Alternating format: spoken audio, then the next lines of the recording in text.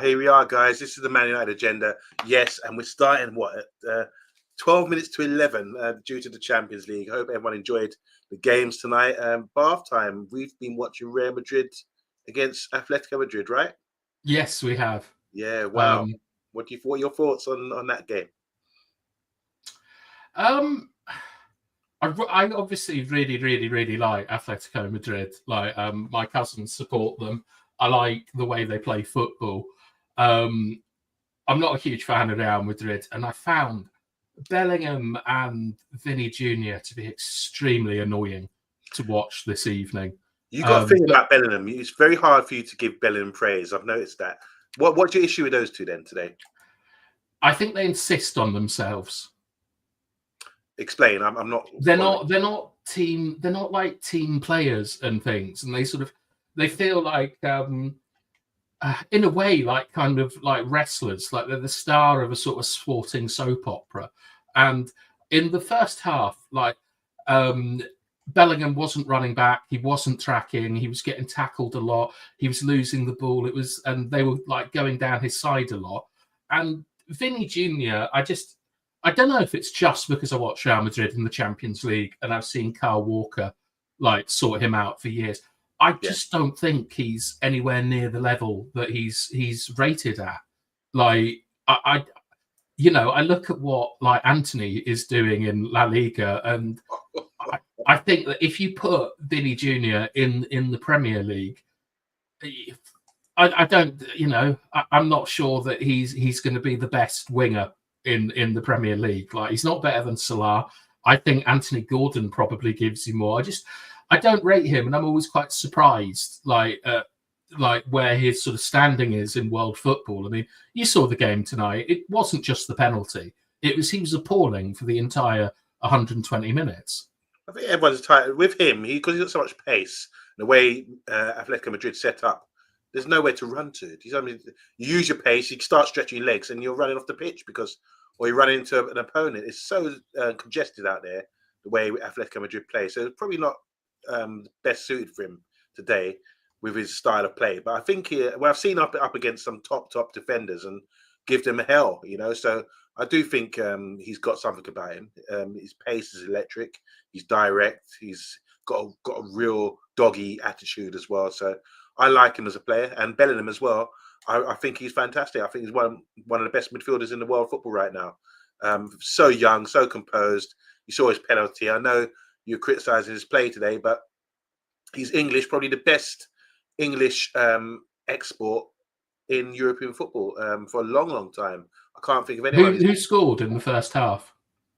Conor Gallagher. Good one. All right, just to update everyone, Arsenal are through. They drew 2-2 with PSV. That was obvious after the 7-1 win.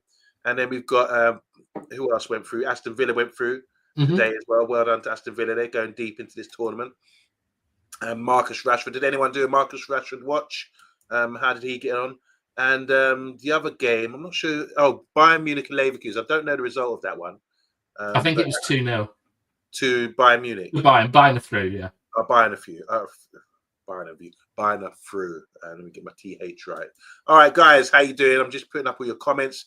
Thank you for joining us today. We're here to talk about not the Champions League, but its little brother, the Europa League. But can I just ask you, I mean, how do you feel about the Europa League? Is it, for a big club like Man United after watching the Champions League, are you not really bothered? Is it like meh with the Europa League, or do you think it's got some sort of prestige about it? Well, it's kind of all we've really got. It's, like it's 5 minutes to go in a nightclub and you've got to find something and you're happy with the Europa League. But like, I think it all kind of depends on the status of your club. Like, everyone, like all the Chelsea fans probably think it's ridiculous to play in the Conference League against Noah's Ark and all these teams no one's heard of. But for West Ham to win that, that's one of the greatest nights in their history. And for a lot of clubs to win the Europa League would be an absolute dream. I mean, I think, am I right in thinking Middlesbrough and Fulham have got to the final of the Europa League. Yeah, recent last 20 years or so. Yeah, Steve McLaren and Huge for them. Roy Hodgson. Yeah, you have to kind of remember that our club is built on like European competition with like the tragedy in '58 and stuff, and we've always got to take Europe seriously, and we've got to do our best as well. And it's just at the moment, if we are knocked out tomorrow on penalties, that is the season done, Yabba. And do you know what I mean? So it's like, doesn't matter what you think about it. We've got to get past these Basque boys tomorrow. The Basque, which is the region in North Spain. You're quite familiar with that area, aren't you? You go there. I am, yeah. Just going to go through some comments. I've gone through. I want to say hi to Kieran and Stuart the Red as well. Mr. Potus is saying here Mbappe will get murdered in the Premier League. I don't know about that. Yeah, I'm not sure. Really, Bellingham is overrated? Really, Bellingham is so overrated. He's agreeing with you, or is he saying being sarcastic there?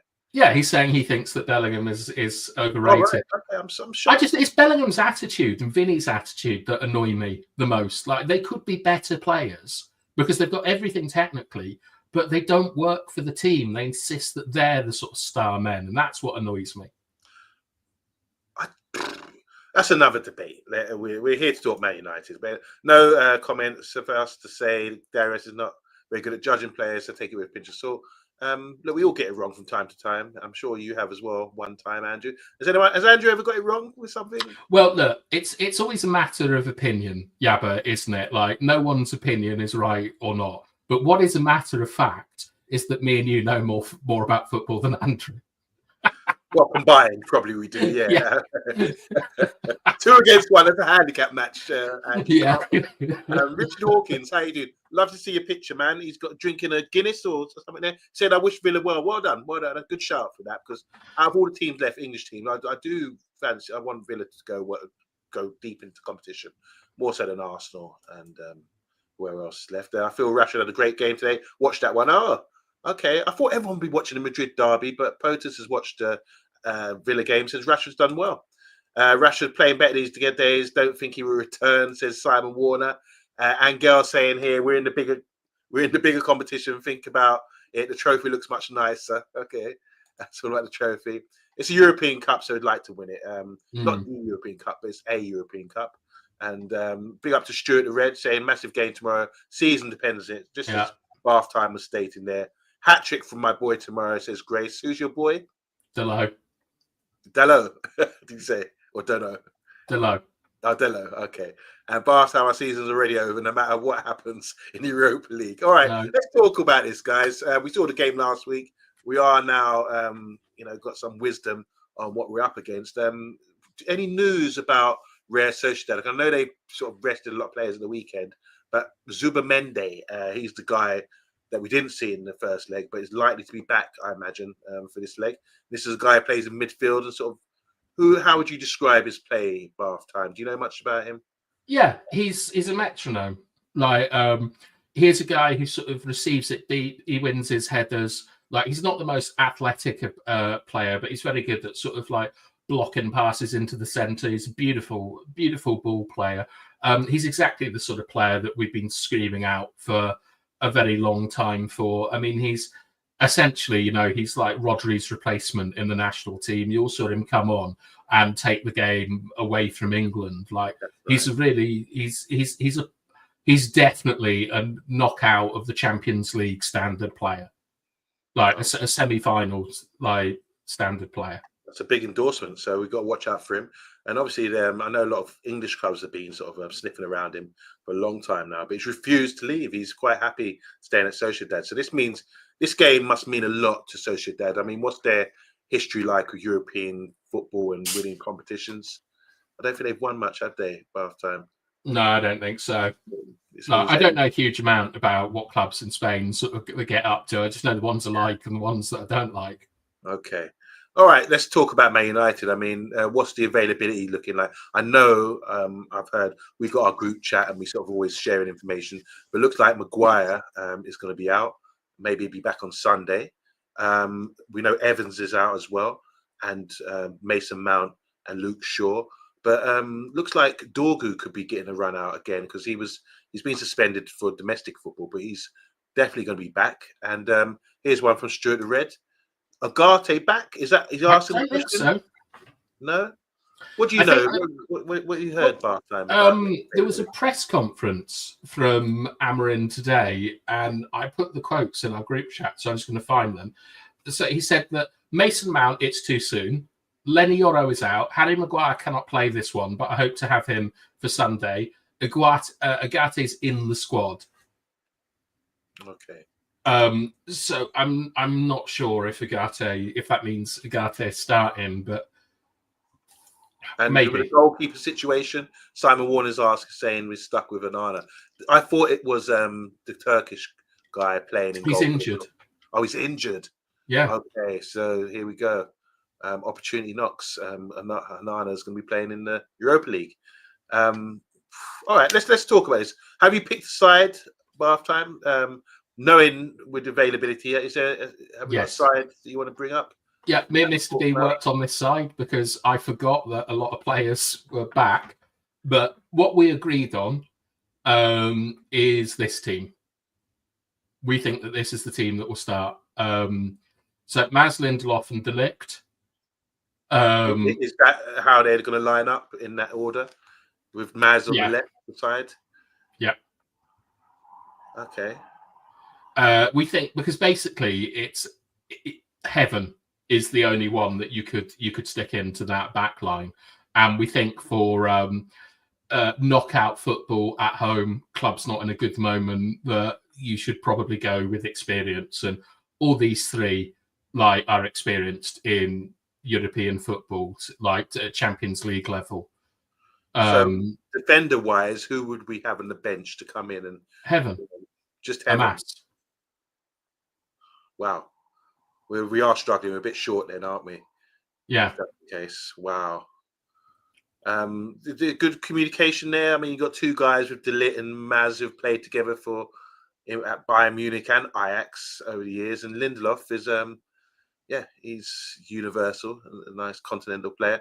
I think the communication will be good between the three. Who's the leader out of those guys? Oh, you think De Ligt, but don't forget Lindelof is the captain of Sweden. Do you think he's a talker? I can't imagine. I don't no, see him, but being expressive. He is the captain. He's been there for a long time. I mean, I'm not sure, but I mean those Lindelof and De Ligt had pretty good games. I think at the weekend. It was De Ligt's best game for United that I've seen him play, and Lindelof was surprisingly solid in the game, and Mazraoui had a great game as well. Although he was playing in a sort of more wing back position. But I would think that they've known the team for a couple of days, right? And they'd have worked on stuff and things. They're all decent. They're all good professionals, I think. So I wouldn't. I would hope that the communication is good, but it's the man that's playing behind them that I worry about more than those three. I mean, Onana, he's had his ups and downs, hasn't he? There was a period when he was playing pretty well. He was doing the right things. But he seems to have had a dip of form and a few mistakes. I know Mr. B is not here at the moment, but Mr. B definitely has got a few issues the way he palms the ball out straight to the attacker, that sort of thing. But overall, I think he's pretty solid. Onana? Yeah. Solid? Yeah, just a solid, all-round good He's goal. not, is he? I mean, I saw Onana Ruma playing last night for PSG, and he was all over the place, with his punching and things. But he got distance and things. Where Onana is, man, he's playing volleyball out there and teeing up people for goals. His technique is so shocking at pushing the ball out. He just pushes it into the most dangerous areas, and every striker playing against Onana is going to follow every shot in. They're going to dream about it. Let's just balance this out, this discussion. I know he's had in the Premier League, he's about 7 clean sheets this year. I know it's not always down to him, but clearly that's what goalkeepers, that's their bread and butter, to say I've got a clean sheet. I think his kicking is very good, one of the best in the league. We've seen him make assists and create chances. No, we haven't. We have early in He the hasn't. season. He hasn't got an assist this season. Well, create chances and get people, turn them on the back foot with his kicking. He can get a lot of distance. Yeah, but not in this system, because what you were talking about is that move that they used to do to Delo, where like all his long kicks went to Delo, who was running from deep on the diagonal. That's gone with Ten Hag. We don't see that anymore. Oh, and right. Okay. His kicking has been dreadful. I mean, this isn't actually completely his fault, because he's A, got no one to kick to, and B, the way we set up is terrible. Yeah. But his distribution has been nowhere near good enough for a player that we bought to be, our 11th footballer. I don't know, Yabba. You're in dreamland again. I'm trying to make an argument for him, because I just think, look, as soon as we mention it, this has come out now. Like, we're having a discussion here. I'm saying this about Onana. I think his kicking is good. He can kick. He can get good distance on it. I think he's very composed. When you see him do Cruyff turns and everything, he can play short. He likes to build up from the back. This is what he's about. He's a sweeper keeper, in that respect. We've had issues with his command of the area. I think he started to punch after those corners conceded and things like that. I think he started to be punched more. He seemed to take things on board. This is a guy I would never give up on. I think he's willing to learn. When I've seen interviews of him, he said he understands the pressure he's under and he understands the spotlights on him with the mistakes he's made. But his reaction to it is not to sulk. I think he's got a strong character where he's going to try and give his best for Man United. I think he's a top keeper. We might be critical, yeah, that's fair enough. But let's not make a joke of him, because he is a decent keeper. Let's not make out his SHIT when he's actually He's not. Yeah, but what Premier League team would take Onana? I'm sure a few would. Maybe Chelsea, because their keeper is rubbish. Their keeper's very poor. There is an argument that there's a very strong argument that he is the worst keeper in the league at the moment. Oh, you talk about how composed he is. I think we're exaggerating here. No, we're not. Well, maybe I'm outnumbered and maybe I'm missing something, but I don't think he's SHIT. Let's just go to a few comments, because a lot of people are talking about this. Let's rewind a little bit for half time, or let's keep before we get on the Onana thing. You mentioned this earlier about you saw that your side you picked there, Mazraoui, left centre back. We got a ready-made centre back, and everyone's excited about him. It's a guy called Heaven. What's the reason why you wouldn't play him? You mentioned something about European football. And something. Experience, for one. But what could go wrong? This guy looks composed. The manager gave him a big endorsement the other day. Isn't it right to put him in and give him an opportunity? Maybe, but the thing I'm saying, I think that in this you're in a bad moment. You go for experience. I thought he was fine, like when he came on the other week, but you could see that there were things that he needed to improve on, specifically his defending in wide areas and to not like constantly catch the football. I felt that he started the game well, but he appeared to get more and more jittery like as it went on, and I think that they would have taken that on board, and they might not start him because of the pressure and so on in the game. And the other thing is it's very difficult to leave any of those three players out who all started and who all performed really well in the game. Well, I've done a bit of market research. You can see here Stuart's gone with playing Heaven with Mazraoui and De Ligt. He's dropping Lindelof, but he would play Heaven. And also Kieran is saying here, I'd start Heaven. He looks quality to me. That's why I brought it up, because there seems to be a consensus that he should actually. Yeah, but you don't rate him. Who? Heaven. I never said that. Come on. I never said that. I was critiquing his game against Arsenal. Yeah. Would you start him? You know what? I would say yes. The reason you gave are valid about experience and that. The reason I'd say I'm not sure is because I don't know what he's like behind the scenes. He could be like Paul Ince in 1991 Cup final against Barcelona, vomiting before the game. You just don't know what players are like, are they, behind the scenes. So you don't know how anxious they are, whether they're up for it. You can tell. It's like we've seen with the penalties the last two nights. They would ask you, do you want this? Do you want to take a penalty or not? And you could look in someone's eyes and say they're not ready. A bit like Lineker looked at Gaza and then turned to the bench and said, "He's not with us," you know. That's Wes Brown used to throw up before matches for like 2 seasons. Yeah. And he got over that, did he? Yeah, he got over it. But I mean, like Wes Brown's debut year was the treble year.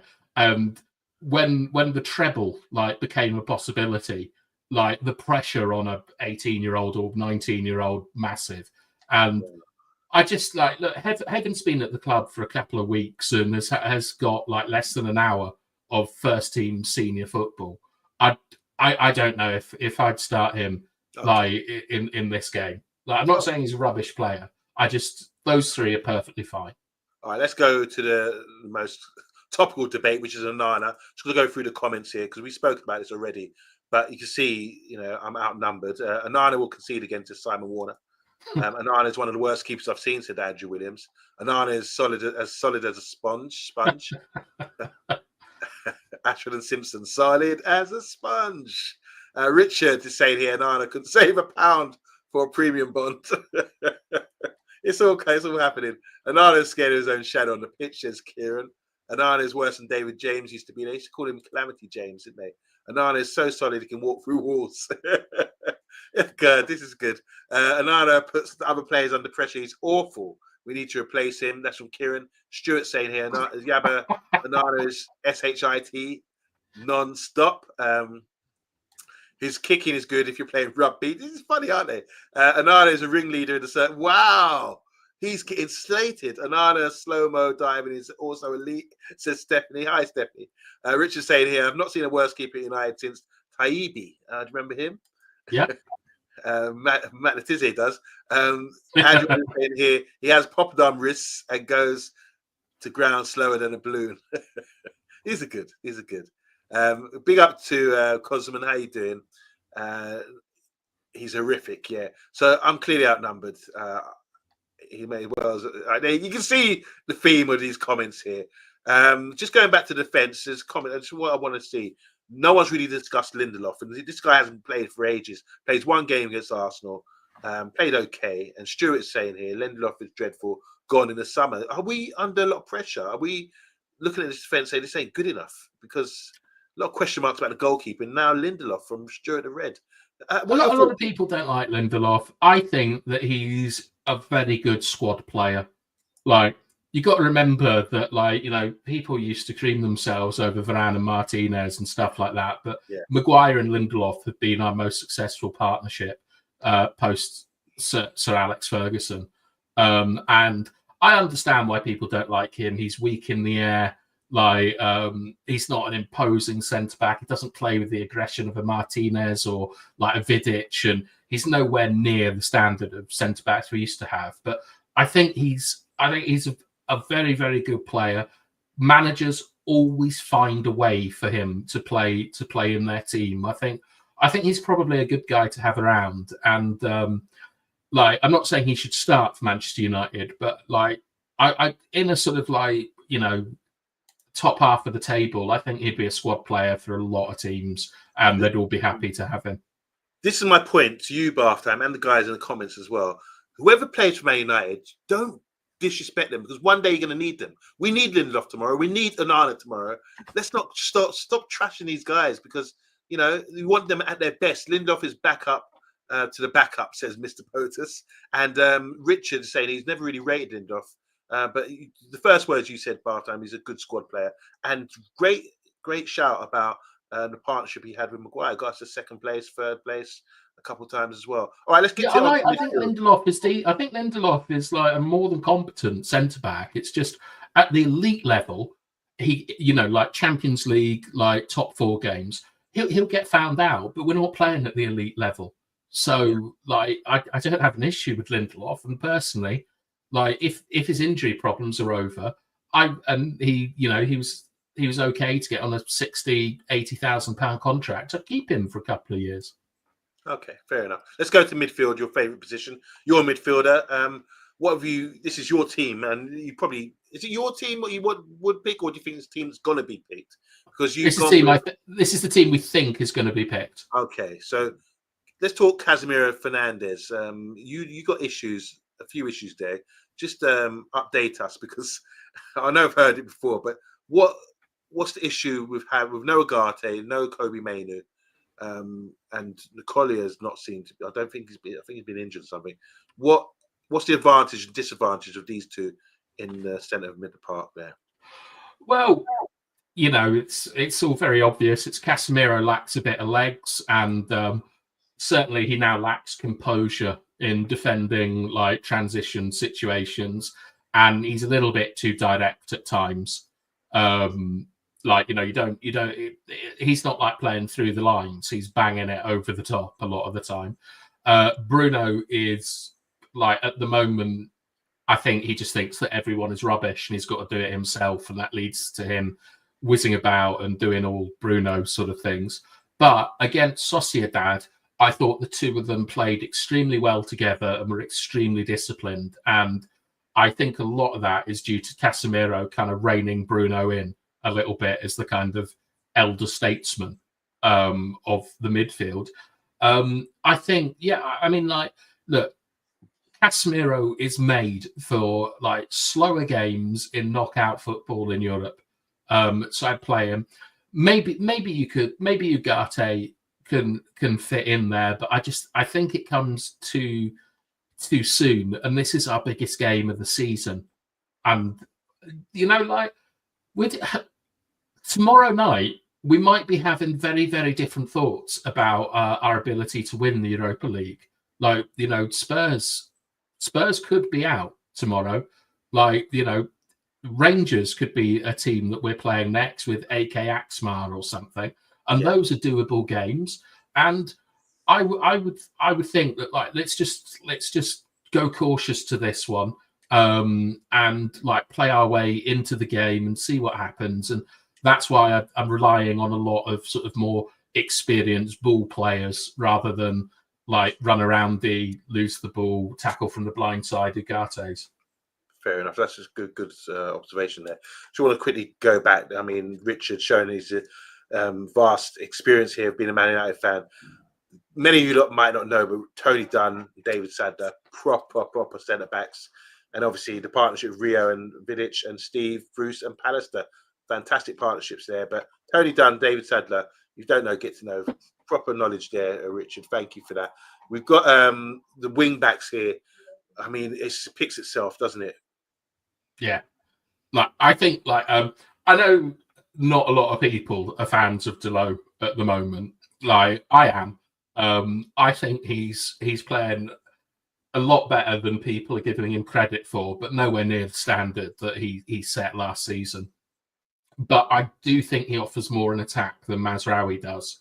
And that's why, like, I picked him over Mazraoui for the right-hand side. Dorgu, I am really unimpressed with from what I've seen so far. So I'm hoping for a good performance from him tomorrow. And it appears we bought him as a left-sided wing back. So really, I'm hoping that we can see this, you know, really exciting, direct, technical talent. Most certainly. And then obviously the big talking point, I mean, the 2-10s kind of picks itself. The big talking point is who to play up front. We know that Chido won't be available. He's not been registered. But then we got Xerxes in competition. Is he in competition with Rasmus Højlund? I don't know. I mean, I don't know what Rasmus's competition is, but the reason that we went for Xerxes is obviously, you know, Mr. B's thoughts on Rasmus. But here we go. He probably got rid of his face, his picture. Yeah. Just said, right, he's not available anymore. Well, it's more actually about like an option off the bench, because I think that like Rasmus is probably better like the more tired the opposition get, and you know, like making runs in behind and things like that. You're probably going to see better play for him coming from the bench. And at the dog end of last season, Rasmus became a bench player with Bruno as the false nine, and he scored a couple of goals off the bench. Like, he got 3 or 4 goals coming on as a sub. So it's like if you start with Rasmus and then you bring Xerxes on, like you need pace. You need pace around Xerxes. I'm not sure if Eriksson can last the whole game. And with those three there, Xerxes, Ericsson, and Garnacho is the third man. You know, he's going to be like running ahead. Xerxes is going to be dropping in and combining, and they're going to be releasing Garnacho in our heads. And then when they're tired, bring Rasmus on to run around a bit. Okay, makes a lot of sense. All right, that's our team. I think we're going to be spot on. It's not often I'd say that when we pick our team, the solo 11, that it turns out to be the 11 that starts. But I think you're on point there today. No doubt about it. I just really feel that we're really short for players, but sometimes that's a good thing because people know they're going to be playing and they'll be up for it. The last thing you want to be doing bath time, don't you think? Have you ever been in a situation where up until the game you don't know if you're playing or not? Because if you know you're playing, you can get your mind right, you can get set and be confident, you know, and start visualizing the game days before. Yeah, I mean that really only happens like the kind of first game of the season, to be honest, for me. But but you know, when but yeah, you know you're on the bench after that for the rest of the season. I never had that. I think it's actually more important the other way around, where the subs know, like, look, we're going to bring you on 25 minutes to go, 30 minutes to go. So you need to sit there, watch the game, see where the spaces are, and kind of come up with your plan of attack before you come on. And obviously for defenders and things, they've got to like see the runs and the spaces and stuff like that. But I think you kind of need a mindset that I'm not sure that we have to be a kind of sub player. You know what I mean? Like an Ollie, for example, who was he was kind of content with it. One thing I did actually want to ask you, Yabba, which is a bit off topic, but in the Leti game against like Madrid, I saw a couple of players went down with cramp. If you got cramp in a game, were you able to play on? If I had a good rub down, I could. There's magic sponge. Once it depends what cramp is. Sometimes after a game, I get cramp in bed. If I got that behind the thigh, if I get that cramp there, that's a hard one to get over. Yeah. But the worst cramp I get sometimes in my toes, funnily enough. But when you see guys going down, I think with the adrenaline you have, once you get stretched and you get time to sort of stretch it out and it goes, you can run it off a little bit. You've got to be mindful. You don't want to go on big sprints or big stretching and that kind of thing for the ball. So you've got to watch yourself. But the problem is, if I ever see someone go down with cramp, you've got to attack that guy, go for them, make them run, really push them. So I think it's cramp. I've always felt that cramp happens when you're in pressure situations. Like we saw today, they're all fit players, but because of the pressure, you know, it's 1-1, next goal wins, strike basically next goal win. That's not why it happens. But I think psychologically, sometimes I feel that when I see these things happen.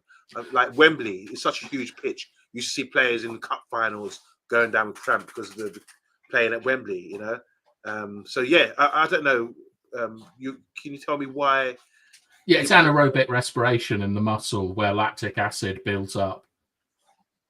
So it's a biological thing. So it means that you basically run out of of energy and or like aerobic energy, and you're doing anaerobic respiration, which means that the waste product is an acid, and when that acid builds up, it causes like the muscle to cramp. So it's like you've basically just run your muscle out of energy. What should you take when you have cramp? Should you drink some fluids and Lucozade? High glycogen is exactly what you want. You want to get energy into it, so you want fluids and energy. So a lot of the time, you'll see players like eating this kind of paste, like during a game and things, and that's basically to kind of refuel the muscles. But when I've got cramp, like back of the thigh, absolutely not. That's game over. It's the calf for me that's the problem because I'm a set piece taker, and you can still run after like having a bit of cramp, but you don't. Whatever it is, you can't get the power like from the muscles anymore. And I'm always really impressed by players that just get a bit of cramp and then carry on because it kind of finished me in games, to be honest. Just quickly, Richard's saying here, I don't understand the cramp thing. Why they have tonic water?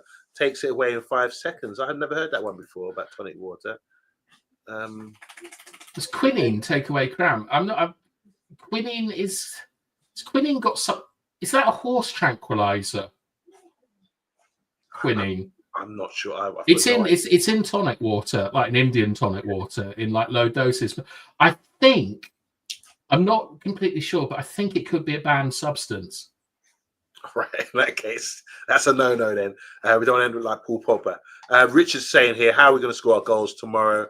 And Simon's responded by saying our goals will come from Bruno, Garnacho and Xerxes. Yeah, I mean, if you look at the lineup, I think, yeah, like we're going to extra time. I mean, it's going to be a hat trick tomorrow. It's going to be penalties. Very funny, Stephanie, with a Quinny. That's very nice. Good. Yeah, I get cramp every night.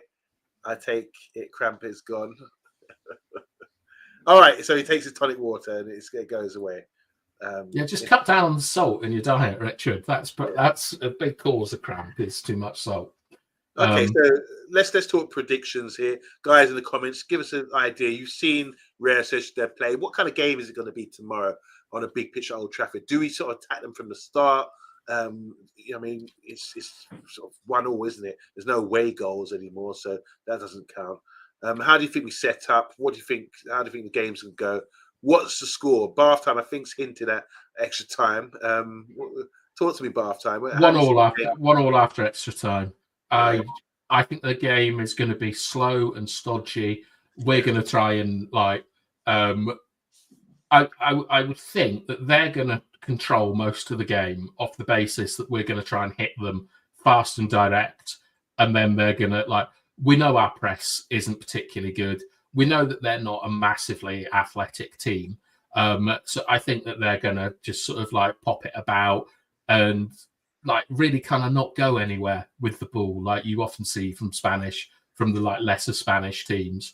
A standard kind of lower quality European match where lots of possession but not a lot of penetration. And United are going to play like a typical English team in Europe, try and soak it up and, overpower them on the break towards the end of the game. So I don't think the teams have got many goals in them. I'd love I'd love a performance from Garnacho tomorrow. Yeah. I think we're owed one from him. But the thing is that we do have players that have got goals in them. Like Casemiro has got a lot of goals in him. Bruno's got a lot of goals in him. Yeah. Eriksen, great set piece taker. And I remember that game where Delo was constantly cutting it back to Eriksen on the edge of the box. He's got quality from the edge of the box. True. Garnacho, I mean, he's very erratic, but he does have goals. Xerxes, all right, he doesn't, but he can facilitate. Delo can do stuff in moments. Dorgu, we don't know a huge amount about him, but he's got to start delivering a bit of quality in attacking areas. And then De Ligt can pop up with a goal, from a set piece or something. So it's not, we do have kind of got goal threats. Yeah. But Casemiro at set pieces is always good. And then of course there's Bruno who can, you can have the worst game you've ever seen from a player and then score a 45-yard outside of the foot drive. I mean, I think that all the fan base know how important tomorrow's game is and the atmosphere. They can make the 12th man. Do you think it's going to be like a vibrant European night? Or do you, because you mentioned there it's going to be a bit flat, the game, Real Madrid will sort of take that out of the crowd by sort of slowing the game down. And hopefully we can rely on the fans to get behind them and hear that. Yeah, but it's not like the Premier League crowd, is it? I think it's open ticket, so that anyone could try and get the tickets. And one thing we've consistently seen in European competition this year is people selling their tickets back to the club and the club selling them to the foreign fans. So it might be noisy, but I don't know if it's us that's going to be making the noise, because Sociedad could take 25,000, 30,000 people over and have a good Spanish party. But this, it'll be interesting, the reception I think that Ratcliffe, I'm pretty sure, will be in the crowd gets after the publicity tour he's been on. Like, we've announced a new stadium essentially, so maybe, you know, with the stadium, I'm not sure if the TRA and Must have made a statement yet, but I mean, we spoke about it last night. The 1958 have always been against moving from Old Trafford, and I imagine that there'll be a lot of anti-Glazer rhetoric coming out. So there might be an atmosphere, but I'm not sure it'll be a supportive one. I mean, the way we're heading, the way we're playing, could be our last European game. For that, Yeah. remember, Treasure. I used to think, like, God, you know, treasure that, you know, Champions League anthem. God knows when we're going to hear it again. Treasure the Europa League anthem, boys. When are we going to hear that again?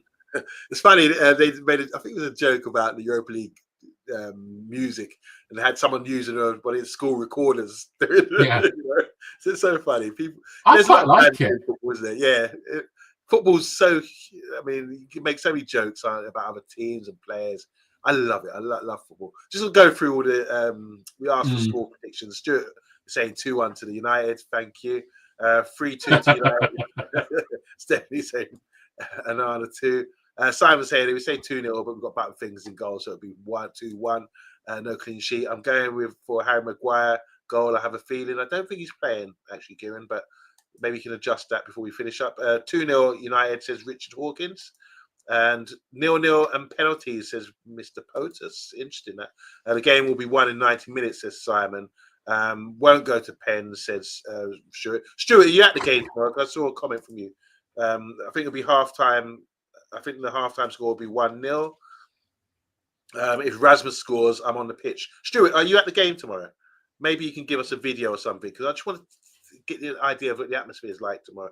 It's a massive game. I don't think people really know, realize how big this is. Stage is set. There you go, says POTUS, for a massive performance from us. But we are going to come out and with the same old flat as ever kind of performance. Like the world. Yeah, exactly. By the way, Mr. B gave us his score prediction. Oh, yeah, what's he saying? 2-1 after extra time. Okay. So he thinks we win it in extra time. Okay. I think we lose it on pens. I'm going for a 3-0 win. I think we're going to walk all over them. I watched them last week. I don't think they're good enough. The league doesn't lie in Spain.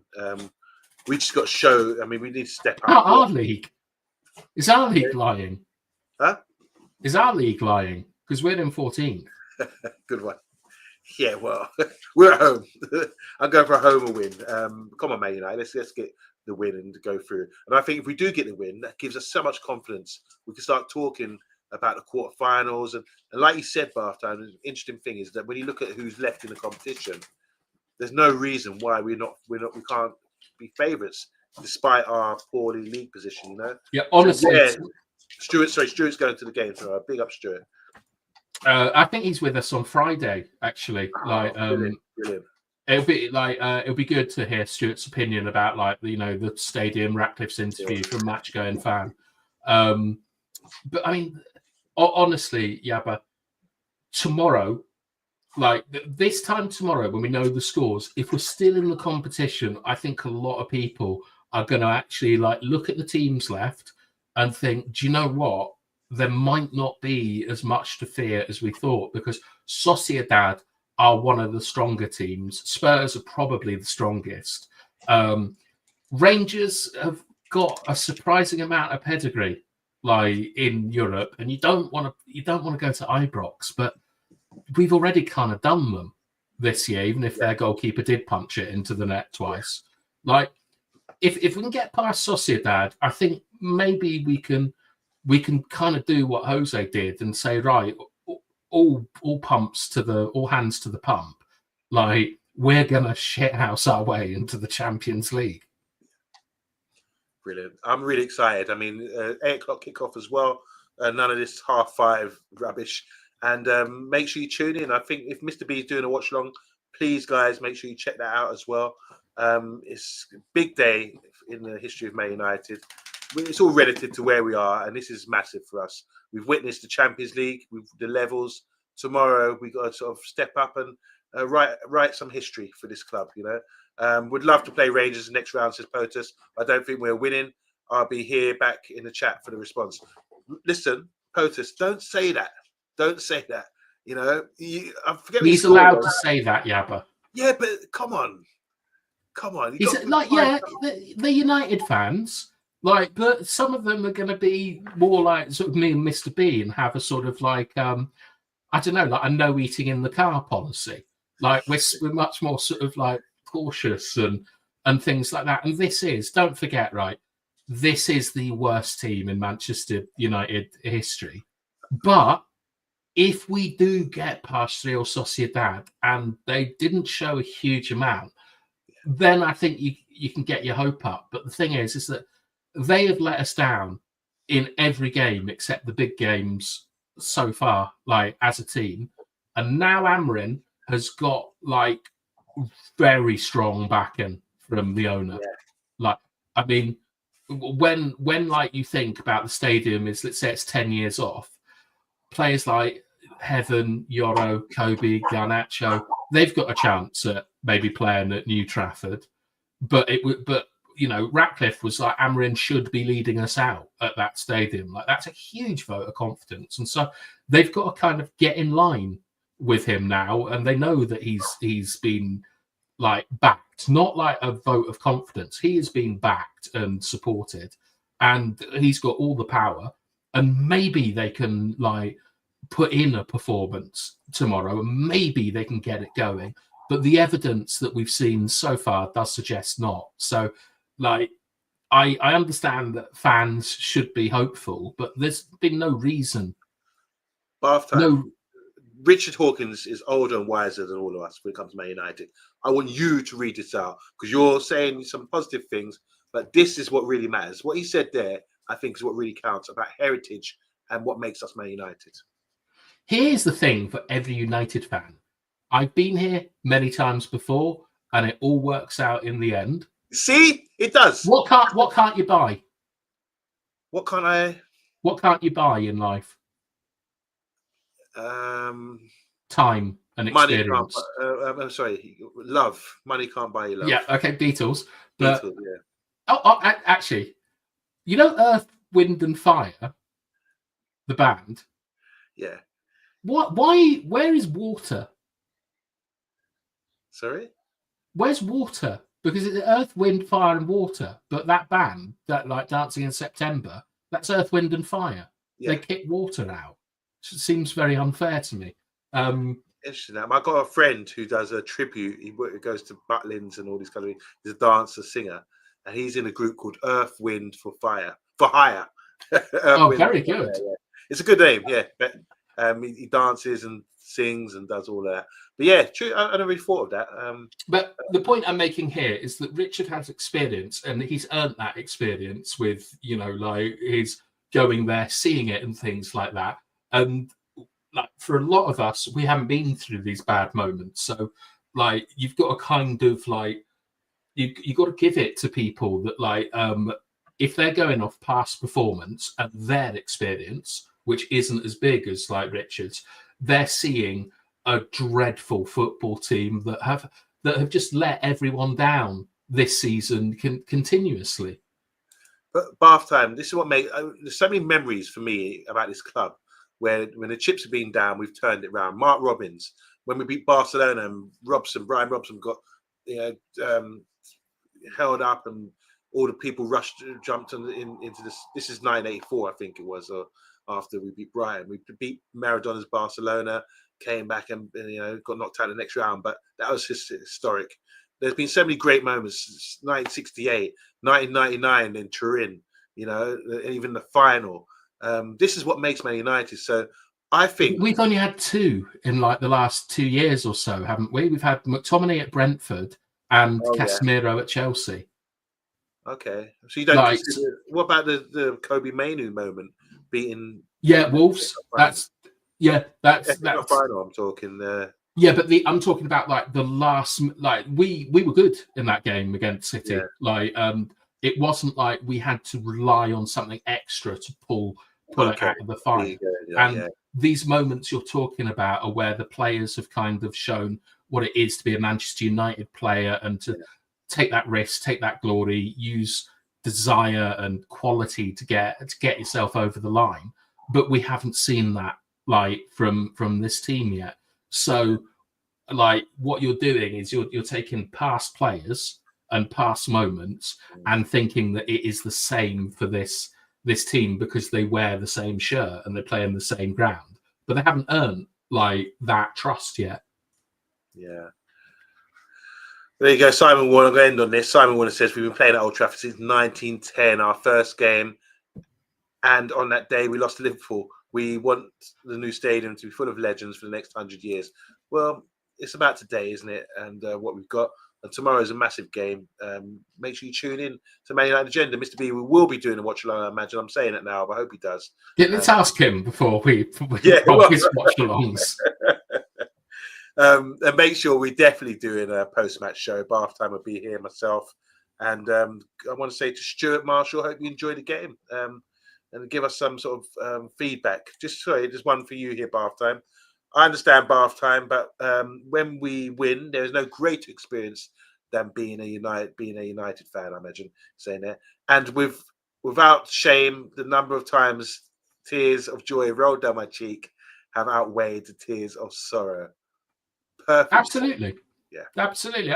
Rich, I've got no issue with your comments. What I'm trying to say is that you've got the experience and the understanding and almost like the kind of wisdom because of all your years of watching the club. I'm assuming you saw like the relegation and stuff like that. Maybe you're around for like the European Cup final and so on. Like, the first one at the end of the 60s. But what I'm saying is that the current generation and anyone who's kind of under the age of 35, the formative years were like the Fergie years.